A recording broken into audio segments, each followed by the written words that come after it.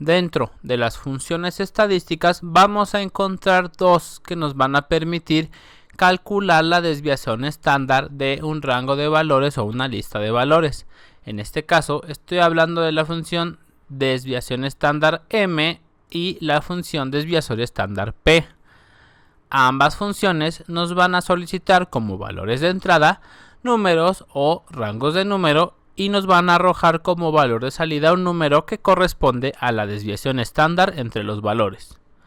La única diferencia entre ellas es que la desviación estándar m considera que la muestra que le estamos pasando no es toda la población, sino solo una proporción de ella.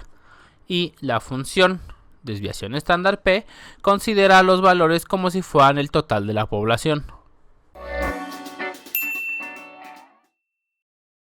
Si vemos en la hoja de cálculo ambas funciones, podremos apreciar que utilizan los mismos parámetros de entrada, pero el resultado es diferente.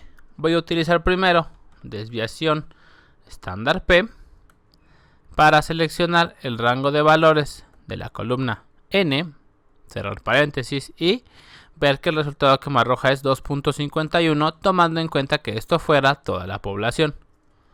Si utilizo desviación estándar m, de la misma forma, selecciono un rango n10 a n21 y cierro mi paréntesis, voy a ver que esta asume que esos valores no son el 100% de la población objetivo que estamos analizando.